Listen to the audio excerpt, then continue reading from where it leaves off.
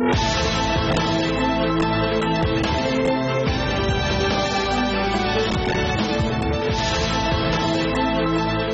है आप सभी का CNBC आवाज पर। आप देख रहे हैं आवाज इन्वेस्टर क्लब और इस इन्वेस्टर क्लब में आज भी दर्जनों इन्वेस्टर्स हमारे साथ यहाँ पर इस मुंबई के स्टूडियो में आए हुए हैं और इन इन्वेस्टर्स के सवालों के जवाब देने के लिए हमारे साथ दो खास मेहमान भी हैं, पराग ठक्कर साहब और TS हरियर साहब। पहले भी इस इन्वेस्टर क्लब में आ चुके हैं दोनों और हमारे दर्शकों के कई सवालों के जवाब भी इन्होंने दिए हैं।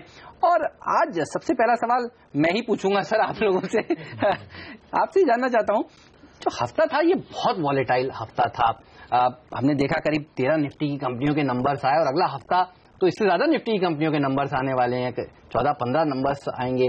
कैसा रह सकता है? एक्सपायरी का वीक भी है, कैसे अप्रोच करना चाहिए आने वाले वीक? नहीं, मेरे हिसाब से इतनी शॉर्ट टर्म के लिए मार्केट में सोचना नहीं चाहिए। और जैसे कि मार्केट हर रिजल्ट पे जो रिएक्शन देता है, जैसे सन फार्मा जैसी बड़ी कंपनी 12% नीचे थी उस दिन, तो रिजल्ट वाले दिन और ये खास करके रिजल्ट के महीनों में ये उथल पुथल वॉलेटिलिटी चलती रहेगी। But from long term investors के लिए ये अच्छी अपॉर्चुनिटी होती है। अच्छे स्टॉक्स थोड़े से खराब रिजल्ट या थोड़ी सी वार्निंग अगर कोई कंपनी देती है तो उसमें 10% से ज्यादा गिर जाता है, जो बहुत अच्छी अपॉर्चुनिटी है लॉन्ग टर्म इन्वेस्टर के लिए एंटर होने के लिए। ऑलराइट, तो इसको अपॉर्चुनिटी की तरह देखना चाहिए, आप ये कह रहे हैं। हरियर साहब, क्या और नीचे आ सकता है अगले हफ्ते बाजार और क्या ये वॉलेटिलिटी और बढ़ सकती है? नेक्स्ट वीक के ऊपर आपका क्या व्यू है? नहीं, आई थिंक एक बात तो तय है कि वॉलेटिलिटी बढ़ेगी, बिकॉज हमने आई थिंक पिछले 2 हफ्तों में देखा है कि जो फ्रंटलाइन स्टॉक्स जैसे इन्फोसिस है, जैसे सन फार्मा है, इनमें हमको लगभग 11 से 15% करेक्शन देखने को मिला। तो आई थिंक वॉलेटिलिटी जो मार्केट में जारी रहेगा। हाँ, मेरा मानना है कि जो एक्सपायरी का वीक है लगभग 8,500 से 8,650 ये रेंज में रहेगा। मुझे नहीं लगता है कि ऐसा कोई रिस्क है कि बाजार एकदम ऊपर निकल जाए या बहुत नीचे गिर जाए। तो आई थिंक 8,050 से 8,650 के लगभग मार्केट रेंज में रहेगा। और जो मूवमेंट्स है, movements will be very stock specific and it will be very short term. अभी सन फार्मा 15% करेक्ट हो गया एक दिन में और उसके बाद लगभग स्टेबलाइज हो गया। आई थिंक वैसे हमको मूवमेंट ज्यादा देखने को मिलेंगे। चलिए दर्शकों के सवालों के जवाब देना शुरू करते हैं। अजीत जी हमारे साथ हैं। अजीत जी, आप पिछले हफ्ते भी आवाज इन्वेस्टर क्लब में आए थे, बताइए आज क्या सवाल है आपका? अच्छा, मैंने कुछ ऐसे शेयर लेकर के रखे हैं 3-4 साल पहले, जो कि आज के टाइम में बिल्कुल बहुत बड़ा लॉस हो रहा है। जैसे जेपी एसोसिएट, मैंने 150 रुपए में करीब 200 शेयर खरीद कर रखे थे। टाटा टेली महाराष्ट्र सर्विसेज, ये हमने कुछ 55 रुपीज में खरीद करके रखे थे। आलोक इंडस्ट्रीज, वो कुछ 20 रुपए में हमने खरीद के रखे थे। तो आज इनके वैल्यूएशन इतने हो गया है कि हमको सोचना पड़ रहा है कि बेचूं तो भी वो काफी लॉस जा रहा है। TTML आलोक इंडस्ट्रीज जो आपने 2 डिजिट में लिया था वो सिंगल डिजिट में हो गए, 7-7 रुपए के भाव हो बिल्कुल बिल्कुल। और जेपी एसोसिएट्स आपने 3 डिजिट में लिया था, ये 2 डिजिट में हो गया, लोअर 2 डिजिट, और आज डर लग रहा था कहीं सिंगल डिजिट में ना हो जाए। तो हरियर साहब, वैसे ये शेयर जब इन्होंने खरीदे थे तब कोई नहीं इनसे कहता था कि ये शेयर मत खरीदिए। आइडेंटिफाई कैसे करें इस तरह की कंपनी? क्योंकि एक चीज जो इनमें कॉमन दिखती है वो ये दिखती है कि बड़ा लेवरेज पोजीशंस हैं, बड़ा डेट है इनके पास। कैसे आइडेंटिफाई करें? देखिए, मैं एक बात कहना चाहूंगा, आपने जो भी कंपनीज का लिस्ट यहाँ पे दिया हुआ है, ये सारे कंपनीज है जिनकी डेट बहुत ज्यादा है। मैं आपको एक एग्जांपल देता हूँ। आप जेपी इंफ्रा लीजिए। आई थिंक जेपी इंफ्रा की जो मार्केट वैल्यू है लगभग 5 या 6 हजार करोड़ की है। इसकी जो डेट है वो 60,000 करोड़ की है। यानी कि ऐसी कंपनी है जिसकी 6,000 करोड़ की मार्केट वैल्यू है और 60,000 करोड़ की डेट है। मैं आपसे एक ही बात कहना चाहूंगा कि अगली बार कोई भी एनालिस्ट या कोई भी ब्रोकर आपको रेकमेंड करे तो एक सवाल पूछिए कि ये कंपनी का डेट कितना है। ओके, आपने जो भी लिस्ट दिया, आप रिलायंस पावर लीजिए, बहुत ज्यादा डेट है। आप टाटा टेली लीजिए, ठीक है, टाटा टेली का आई थिंक जो कैपिटल बेस है लगभग 600 करोड़ शेयर का कैपिटल बेस है। और 600 करोड़ के शेयर के कैपिटल बेस में आपने 600 करोड़ रुपया कमाया तो आपका 1 रुपये का ईपीएस बनता है। तो जनरली मैं रिटेल इन्वेस्टर्स को एक बात बताता हूं कि पहली बार डेट देखिए, और जहां डेट ज्यादा होगा शायद आप 1-2 अपॉर्चुनिटीज मिस कर जाएंगे, पर आई थिंक ज्यादा डेट वाले कंपनीज को अवॉइड कीजिए। ओवर द लॉन्ग रन यहाँ वैल्यू डिस्ट्रक्शन बहुत होता है। हमने यूनिटेक में देखा, हमने डीएलएफ में देखा, हम जेपी में देख रहे हैं, हम भूषण स्टील में देख रहे हैं। अब जितने भी कंपनीज यहाँ डेट बहुत ज्यादा है, खास करके उन्हें अवॉइड कीजिए। पराग, आज जाकर केयर रेटिंग ने दिया है इसको, इसके जो डिफॉल्ट रेटिंग इसको दी है। हर बार ये होता है कि रेटिंग एजेंसी सबसे लास्ट में एक्शन लेती है। ये बताइए इन्वेस्टर कैसे एक्शन ले पहले? नहीं, तो इन्होंने जो कहा मैं एकदम सहमत हूं कि जब आप कोई शेयर लेते हैं तो उसकी एक बैलेंस शीट पे एक बार नजर कर दीजिए। बैलेंस शीट में 2-3 चीजें खास देखिए। एक उसका total date, long term debt, short term debt add करके देखिए कि उसमें ये कितना है, और प्लस सामने उसका प्रॉफिट कितना है। अगर वो कंपनी का प्रॉफिट से या इबिटा से, earning before interest depreciation tax, उससे अगर 3-4 गुना से भी ज्यादा डेट है तो उस कंपनी को उसी टाइम पे अवॉइड कर दीजिए। और जैसे कि उन्होंने बहुत राइट कहा कि ऐसी कई अपॉर्चुनिटीज मिस भी हो सकती है, but those are happy to miss opportunities, कि इतना बड़ा कैपिटल डिस्ट्रक्शन तो नहीं हो। तो मेरे हिसाब से ये एक बहुत ही इंपॉर्टेंट चीज है जो हर रिटेल इन्वेस्टर को ध्यान में रखनी चाहिए कि, और कभी कभी ऐसा भी होता है कि किसी कंपनी का उस टाइम पे, जैसे आज इन्होंने कहा कि आज मार्केट कैप 5,000 करोड़ हो गया, या किसी भी कंपनी का आज मार्केट कैप, उस टाइम पे मार्केट कैप इतना कम नहीं था। बिल्कुल, जब आपने 150 रुपये में लिया तब मार्केट कैप ज्यादा था, इनफैक्ट 30,000 करोड़ होगा तभी मार्केट कैप। बट तो मार्केट कैप और नेट डेट को देखते हुए भी वो एक पैरामीटर है, बट सबसे इंपॉर्टेंट तो उस टाइम पे कंपनी कितना कमा रही थी और उसके सामने कितना डेट था, वो देखना ज्यादा इंपॉर्टेंट है। चलिए, महेश जी भी हैं हमारे साथ। महेश जी नमस्कार, बताइए क्या करते हैं आप और क्या जानना चाहते हैं? I am retired. I was working in Bahrain before. Oh, very nice. So, last 3 years before I come to India, and investing since then. I have number of good companies, but at the same time I have Just Style, Repco Home, Sun Pharma, and Lupin. Sun Pharma और ल्यूपिन भी है, तो I would like to know status, future about those companies. All right. तो At the same time, second question, I would like to invest 2 lakhs now. So, can you suggest any 2 companies? Long term के लिए आप ये invest करना चाहते हैं? All long terms. चलिए, ये हफ्ता जो था वो इन 2 कंपनियों के लिए, और आप दोनों ने इस शेयर का जिक्र किया है अपने शुरुआती रिमार्क्स में। सन फार्मा ल्यूपिन 12% तक की एक हफ्ते में अगर ये गिर जाए तो थोड़ा सा इन्वेस्टर्स आप जैसे थोड़े चिंतित होंगे। चिंता होने की जरूरत है पहले ये, और इनके पोर्टफोलियो आपको कैसा लग रहा है इस समय देखिए? नहीं, तो चारों शेयर जो जिनका नाम लिया उन्होंने लिया, जस्ट डायल, ल्यूपिन, सन फार्मा और चौथा रेपको। हाँ, तो 4 मतलब all 4 are very good companies, so you can maintain your stands. So there is, ये सब वॉलेटिलिटी तो चलती रहेगी, एक वार्निंग, एक रिजल्ट पे 12% नीचे। सी, आज की तारीख में मेन प्रॉब्लम मार्केट का ये है कि बिकॉज इतनी बड़ी रैली हो चुकी है कि everything is price to perfection. तो अभी क्या है कि नियर टर्म में अगर थोड़ा सा खराब दिखेगा तो इंस्टीट्यूशनल इन्वेस्टर कोई भी, मतलब आज 12-15% स्टॉक मतलब ऊपर के भाव से करेक्ट हो सकता है, बट उसमें एक लॉन्ग टर्म इन्वेस्टर को चिंता करने की कोई बात नहीं है अगर कंपनी सही है, डायरेक्शन सही है। चलिए, और 2 लाख अगर इस समय नए इन्वेस्ट करने हो तो इसी तरह की कौन सी अच्छी कंपनी आप सुझाएंगे? जनरली मैं तो कहता हूं कि आप एकदम फ्रंट लाइन कंपनीज लीजिए, लाइक फॉर एग्जांपल जो विद इन एन इंडस्ट्री समझ लीजिए आउट परफॉर्म करने की पॉसिबिलिटी है। आई थिंक आपने फार्मा का जिक्र किया, आप ग्लेनमार्क लीजिए, सिप्ला लीजिए, आप बैंक्स की बात करें तो स्टेट बैंक ऑफ इंडिया लीजिए। These are the kind of stocks that can outperform and with 2 lakh investment. मेरे ख्याल से आप क्वालिटी फ्रंटलाइन स्टॉक्स लीजिए जिनकी अच्छी पोटेंशियल है ना, जैसे मैंने कहा एसबीआई है, कैपिटल गुड्स में लार्सन एंड टुब्रो है, ऐसे स्पेसिफिक स्टॉक्स पे आप इन्वेस्ट कर सकते हैं। बट मेरे ख्याल से ये मार्केट में ये लेवल पे आपको मिड कैप पे ज्यादा इन्वेस्टमेंट अवॉइड करना चाहिए। चलिए, मिड कैप से थोड़ा बचें, लार्ज कैप दिग्गज कंपनियों में आप इन्वेस्ट करें, आपको अच्छा फायदा होगा। वक्त है फिलहाल यहाँ पर एक छोटा सा ब्रेक लेने का, लेकिन अगर आप भी यही सोच रहे हैं कि कैसे पहुंचे इस क्लब में, तो रास्ता आसान है। अपना फोन उठाइए, AIC लिखिए, स्पेस लिखिए और लिखिए इंटरेस्टेड और भेज दीजिए 51818 पर।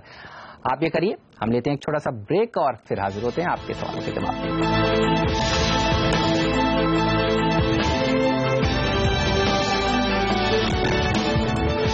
स्वागत है आप सभी का CNBC आवाज पर। एक बार फिर से आप देख रहे हैं आवाज इन्वेस्टर क्लब, और इस क्लब में काफी सारे दर्शक यहाँ पर मौजूद हैं जिन्होंने आवाज इन्वेस्टर क्लब में अपने आप को रजिस्टर करवाया, और हमारे एक्सपर्ट्स उनके सवालों के जवाब दे रहे हैं। पराग ठक्कर साहब, TS हरिहर साहब हमारे साथ मौजूद हैं, और अंकेश सिंह जी, बताइए क्या करते हैं सर आप और क्या जानना चाहते हैं हमारे एक्सपर्ट से? सर, मैं IT प्रोफेशनल हूँ, I work for TCS। And first of all sir, मैं आपको बताना चाहूंगा कि आप बहुत ही वाइब्रेंट एंकर हैं। Thank you. मेरे क्वेश्चंस पे, मेरा पहला क्वेश्चन डिफेंस सेक्टर के ऊपर है। मेरी इन्वेस्टमेंट भारत इलेक्ट्रॉनिक्स में है। ऑलराइट। मुझे जानना है कि अभी रिसेंटली मतलब मोदी जी ने कहा था कि defence sector is the heart of make in India. So हम क्या देखते हैं उसके फ्यूचर प्रोस्पेक्ट्स अगले 1-2 साल में, और how can the defence procurement policy जो अभी सरकार लाने वाली है उसके ऊपर बहुत काम चल रहा है, ऐसे मैंने सुना है, मतलब आपके ही चैनल से बहुत आपकी आती रहती है रिपोर्ट्स, तो उसका क्या इम्पैक्ट हो सकता है? दूसरा क्वेश्चन हाउसिंग फाइनेंस सेक्टर के ऊपर है। मेरी personal holding India bulls housing finance में है। मैंने बहुत रिसर्च की रिजल्ट्स को लेके बहुत सारे हाउसिंग फाइनेंस कंपनीज की, बट मैंने एक बहुत वाइड डिफरेंस देखा in PE. For example India bulls housing finance का पी जस्ट 12 to 15 के आसपास होगा, इतना बढ़ने के बाद भी। बल्कि दूसरी तरफ देखें तो HDFC और इवन छोटी जो हाउसिंग फाइनेंस कंपनी है, इवन दो उनके रिजल्ट्स इतने स्ट्रांग नहीं है, बट उनकी पी 30 के आसपास है। तो इसके बारे में भी मैं जानना तो आप थोड़ा चिंतित हैं कि आपने सही इन्वेस्ट किया है इंडिया बुल्स हाउसिंग फाइनेंस में या नहीं? चलिए डिफेंस सेक्टर से शुरू करते हैं सर। ये बताइए BEL कैसा लगता है, और इस सेक्टर पर कोई और स्टॉक जो आपको पसंद हो? मैं इसमें एक कॉशन करना चाहूंगा कि डिफेंस सेक्टर से सब जानते हैं कि ये गवर्नमेंट का मेन फोकस एरिया है, नरेंद्र मोदी जी का मेन फोकस एरिया है। डिफेंस हो, रोड्स हो, रेलवे हो, या रिन्यूएबल एनर्जी हो, या पावर हो, ये सब उनके की फोकस एरियाज है, और हाउसिंग फॉर ऑल। तो आपने ऐसे तो आपके दोनों जो इन्वेस्टमेंट्स है, दोनों जो सेक्टर्स है वो परफेक्ट चुने हैं, डिफेंस और हाउसिंग दोनों। लेकिन डिफेंस में जैसे अभी L&T के मिस्टर नाइक ने भी कहा था कि अभी जो काम चल रहा है उसकी अर्निंग्स में इम्पैक्ट आते आते 2018 के ऊपर हो जाएगा, मतलब 2019 से अर्निंग्स दिखेगी आपको। अभी सब प्रोजेक्ट्स प्लानिंग स्टेज पे है, बोर्ड रूम स्टेज पे है, उस सबको आने में, इम्प्लीमेंट होने में, कंपनी की अर्निंग्स में आने में 2019 हो सकता है। तो और क्या है कि जैसे कि आपने लिया है, वैसे एक मार्केट को एक होप है कि इस सेक्टर में बहुत बड़ा कुछ होने वाला है जो होगा, बट आज के भाव को जस्टिफाई करने के लिए अभी आपको नियर टर्म में वो अर्निंग्स नहीं आएगी। तो आपको शायद ऐसा पीरियड देखना पड़ सके कि इसमें 6-12 महीने एकदम लल पीरियड हो और कुछ स्टॉक के भाव में कुछ ना हो, बिकॉज अर्निंग्स नहीं आएगी। सिर्फ stock market is slave of earnings. Reliance का शेयर भी 4 साल नहीं चला था जब उसकी अर्निंग नहीं चल रही थी। अभी जब अर्निंग आउटलुक बढ़ गया है तो रिलायंस के शेयर ने 850 से 1000 रुपए की मूवमेंट दी है। तो डिफेंस बहुत अच्छा सेक्टर है और कंपनी आपने जो चुनी है वो भी बहुत अच्छी है, बट एक ही है खाली इसमें कि 2018 के बाद अर्निंग जाएगी। ओके, तो थोड़ा इंतजार करना हो सकता है आपको पड़े, इसके लिए आप अभी से तैयार हो जाइए। ठक्कर साहब आपको मेंटली प्रिपेयर कर रहे हैं इस समय। लेकिन इंडिया बुल्स हाउसिंग फाइनेंस कैसा लगता है ये शेयर आपको, और इस सेक्टर पर आपका क्या व्यू? एक अच्छी रैली इन सारे स्टॉक्स ने दिखाई और अच्छे नंबर्स हर बार दिखाते हैं ये कंपनियां। बिल्कुल, आई थिंक सबसे पहले बात तो इट्स अ गुड स्टॉक। यदि आप बाकी सबको छोड़िए, सिर्फ डिविडेंड यील्ड देखिए, आप आज के प्राइस में जो 720-718 को कुछ प्राइस है, आपको लगभग 4.5% का डिविडेंड यील्ड मिल रहा है। एंड आई डोंट थिंक और किसी हाउसिंग फाइनेंस कंपनी में आपको इतना डिविडेंड यील्ड मिलेगा। देखिए, ये जो आपने सवाल किया कि अर्निंग्स ये पी डिफरेंशियल क्यों आता है, इसके काफी रीजन है। फॉर एग्जाम्पल, आप कोई भी सेक्टर में देखिए, बैंकिंग में देखिए, HDFC का पी देखिए और ICICI का पी देखिए, आप IT में देखिए, TCS का पी देखिए और इन्फोसिस का पी देखिए। इसलिए होता है कि जो एनालिस्ट और फंड मैनेजर्स होते हैं उनका एक परसेप्शन होता है कि कोई कंपनी की क्वालिटी ऑफ एसेट्स अच्छी है और कोई कंपनी की क्वालिटी ऑफ एसेट्स शायद उतनी अच्छी नहीं है। तो मेरे ख्याल से जहां तक इंडिया बुल्स का सवाल है, जो परसेप्शन है, जो इंस्टीट्यूशनल परसेप्शन है, वो ये है कि शायद HDFC और LIC हाउसिंग फाइनेंस की जो एसेट क्वालिटी है, it's superior to India bulls housing Finance. So it's more a question of perception that this difference in PEs are rising. But मैं मानता हूं कि even by a simple dividend yield definition ये stock definitely attractive है। चलिए, तो आप घबराइए मत, आपने सही शेयर चुने हैं, बने रहिए लंबी अवधि के लिए। पैसा कमाने के लिए यही गुरु मंत्र जरूरी है। हरि नारायण जी भी हमारे साथ हैं। सर, आप काफी पुराने हैं बाजार में, बताइए आपका सवाल क्या है पूरा? मेरा सवाल सर जी ये है, मैं 1988 से शेयर मार्केट में हूँ। फर्स्ट बुल रन 92 में हुआ, बाद में पता हुआ। किस एज में आपने शेयर बाजार में कदम रखा था? 1988 में। 92 फर्स्ट बुल रन फेस, बाद में पता चला हर्षद स्कैम। 8 साल फिर मार्केट सो गया, फिर 2000 में bull run, second bull run हुआ, केतन स्कैम। जो भी इन्वेस्टर समझिए, ट्रेडर समझिए, सब मर गए। अभी फिर ये क्या वो स्कैम हो रहा है कि एक्चुअल बुल रन हो रहा है? ये इन्वेस्टर को या ट्रेडर जो भी है कैसे पता चल सकता है कि ये स्कैम नहीं होगा? 2 स्कैम्स देख चुके हैं तो इसलिए थोड़े घबराए हुए हैं। बताइए इनको क्या राय होगी? मेरे हिसाब से आप एक काम करिए, 92 में हर्षद मेहता का स्कैम हुआ था, तभी आप अंबुजा सीमेंट, L&T, ये सब के शेयर के भाव आपने जो देखे थे, उसके बाद वहां से लेके, हालांकि आपने अगर किसी ने ACC 10,000 में ले लिया हो, या तो विप्रो जब 2.5 लाख करोड़ का मार्केट कैप हो गया 2000 की साल में, तो तब ले लिया हो तो फिर कोई पैसा बनने का कोई स्कोप नहीं है। बट मेरा ये कहने का मतलब ये है कि स्कैम है कि नहीं वो आप और मैं नहीं कर पाएंगे, इतना समझ लीजिए कि ये आपको जानना है कि मैं जो कंपनी खरीद रहा हूं वो ठीक है, उसका बिजनेस डायरेक्शन सही है, उसकी बैलेंस शीट सही है, उसके कैश फ्लो सही है और उसके रिटर्न रेशियो सही है, और रिजनेबल वैल्यूएशन में ले रहा हूं। इतना ऐसा नहीं कि कोई स्टॉक में 45-50 के पी पे जाके ले रहा हूं। आपको उतना ही पता चलेगा, हमें भी उतना ही पता चलेगा। हरियर साहब, आप कुछ कहना चाहेंगे? नहीं, मैं एक्चुअली आपको 2 चीज बताना चाहूंगा। ऑनेस्टली मैं भी मानता हूं जो पराग जी कह रहे हैं कि स्कैम है या नहीं कहना बहुत मुश्किल है, लेकिन 92, 2000 और आज की तारीख में 2-3 खास डिफरेंसेस है जिससे मुझे लगता है कि मार्केट काफी सेफ है। पहली बात तो यह है कि वो जमाने में जो एक्सचेंज था उसमें जो SGF था, जो गारंटी फंड है, गारंटी फंड नहीं था, तो trades were not guaranteed at that point of time. आज की तारीख में गारंटी है, पहली बात है। दूसरी बात है कि जो रिस्क मैनेजमेंट लगाए हुए हैं अभी, लाइक आप सेबी देखिए, सेबी ने जो real time risk management systems वगैरह लगाए हैं, I think it has made the market lot more robust. Okay, and I think more importantly जो इंस्टीट्यूशनल इन्वेस्टर्स है, जो 2000 में इंस्टीट्यूशनल इन्वेस्टमेंट कितना होगा, बहुत कम था, और आज देखिए कितना इंस्टीट्यूशनल इन्वेस्टमेंट। तो आपका जो कंसर्न है वो जायज है, मैं मानता हूं, पर मुझे लगता है कि जो पॉसिबिलिटी है, probability of a major scam आज की तारीख में काफी कम है। चलिए, फिलहाल वक्त है यहाँ पर एक छोटा सा ब्रेक लेने का, लेकिन आप कहीं मत जाइए, आप बने रहिए CNBC आवाज के साथ ही। एक ब्रेक लेकर अभी हाजिर होंगे।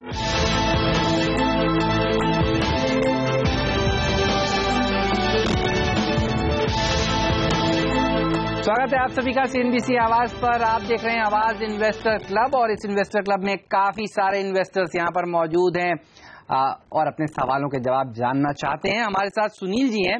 सुनील जी, बताइए क्या सवाल है आपका? मेरे एक तो सवाल है पावर सेक्टर के बारे में, जैसे अभी आपने बताया रिन्यूएबल एनर्जी के बारे में भी बताया, तो वो मुझे जानना है कि कौन सी कंपनी में रखूं। मैंने टाटा पावर अभी लिया है, हालांकि मैंने थोड़ा ऊपर में लिया है, 71 रुपीज में लिया है। तो मैं जानना चाहता हूं कि आगे और कितना बढ़े, अगर 1.5-2 साल के 2-3 साल का नजरिया रखता हूं तो कितना बढ़ेगा। और रिन्यूएबल एनर्जी सेक्टर में जैसे आपने बताया, तो उसमें कौन सी कंपनी मुझे सिलेक्ट करनी चाहिए, बताइए। मैं इंडिविजुअल स्टॉक्स के बारे में कमेंट करना नहीं चाहूंगा, बट पावर सेक्टर में इस गवर्नमेंट का फोकस है, और जैसे कि इन्होंने कोल का प्रोडक्शन बढ़ाने के लिए जो एफर्ट किए हैं कि आज कोल इंडिया का प्रोडक्शन 12% बढ़ गया है और आगे भी और बढ़ने की उम्मीद है। तो वो जो सबसे बड़ा बॉटलनेक था पावर सेक्टर का, वो इन्होंने सॉल्व करने की पूरी कोशिश की है।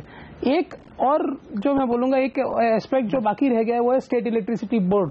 उनके जो 3 लाख करोड़ के लॉसेस चल रहे हैं, और राजस्थान इलेक्ट्रिसिटी बोर्ड और काफी इलेक्ट्रिसिटी बोर्ड्स में पेमेंट, मतलब उनकी फाइनेंशियल कंडीशन में प्रॉब्लम है। तो वो एक अगर सॉल्व कर देते हैं, अगर किसी भी तरह से, मतलब या तो टैरिफ थोड़ा सा बढ़ा के, या तो ट्रांसमिशन लॉसेस घटा के, और उसके लिए एक रोड मैप अगर हो जाता है, तो ये सेक्टर बहुत सेफ हो जाएगा इन्वेस्टमेंट करने के लिए। और लेकिन हालांकि टाटा पावर भी अच्छा शेयर है, बट NTPC, पावर ग्रिड, ये बहुत ही सेफ स्टॉक्स है। इसमें डिविडेंड यील्ड भी काफी अच्छे है, और इसमें मार्केट जितना मार्केट के साथ उतने बढ़े भी नहीं है।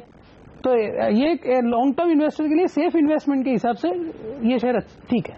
चलिए, तो NTPC, टाटा पावर जैसे स्टॉक्स आप लॉन्ग टर्म के लिए जरूर खरीद के अपने पोर्टफोलियो में रख सकते हैं। लेकिन जैमिन जी भी हमारे साथ हैं। बताइए सर, आपका क्या सवाल है, क्या करते हैं आप? I am working with TCS, I am an IT professional. तो 2 लोग हैं हमारे साथ जो, दरअसल आप दोनों फ्रेंड्स हैं क्या, या कलीग्स हैं? We are both colleagues. Oh, very nice, बताइए। So I would like to know a bit about government tax-free bonds. So this fiscal year, when can we expect them to come in the market? And what are the rates that we can expect?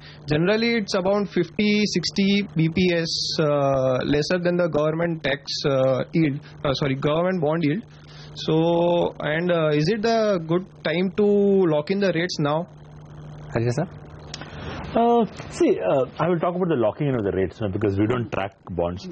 See, honestly, we do believe that ये जो interest rates का trend है, यहाँ से शायद ज़्यादा downside तो होगा नहीं, पर I think आज का जो आपको rates मिल रहा है, to me it looks like a good rate. तो I think यदि आप lock in की बात कर रहे हैं, तो मैं मानूंगा कि this is a good level to lock in.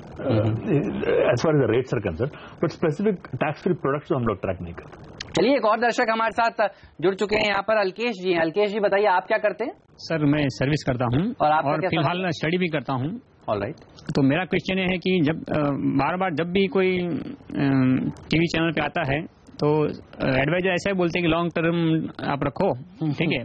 उसमें ऐसा होता है कि रिटेल इन्वेस्टर एक बार इन्वेस्ट करके भूल जाता है कि क्या लिया, कब बेचने का हो। जब 1 साल या 10 साल के बाद दिखता है तो वही रेट उसको वही दिखने को मिलता है या फिर उससे कम भी होता है जो उसकी परचेज प्राइस से। तो मेरा ये क्वेश्चन है कि why wait for long term, long run, and why not trade on shorter time? Because whenever बात होती है जब म्यूचुअल फंड की, तो बोलते हैं कि इतना पैसा इन्वेस्ट करेंगे तो लॉन्ग रन में इतना बन जाएगा।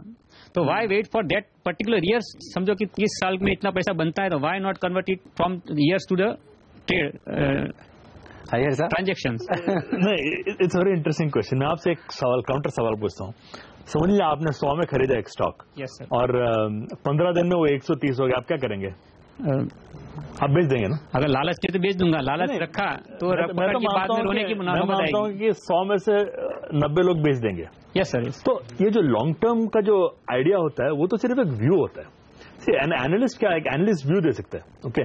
पर मैं काफी रिटेल इन्वेस्टर से काम किया हूँ, इंस्टीट्यूशन में काम किया हूँ, और मेरा अंडरस्टैंडिंग है कि जहां तक रिटेल इन्वेस्टर का सवाल है, यदि किसी ने इन्वेस्ट किया और उन्हें 20% रिटर्न मिल गया तो मैं तो मानता हूं कि वो खुश होकर निकल जाता है। गलती क्या करते हैं कि वो लोग 100 पे खरीद लेते हैं और वो स्टॉक 30 हो गया तो उसको होल्ड करते हैं, इस उम्मीद में होल्ड करते हैं कि शायद कभी फिर से बाउंस होकर 100 हो जाएगा। वो गलती करते हैं, ओके। पर जहां तक प्रॉफिट्स का सवाल है, जनरली इन्वेस्टर्स बहुत जल्दी प्रॉफिट्स मार्केट से निकाल लेते हैं। राजेंद्र जी बताइए, आपका क्या सवाल है?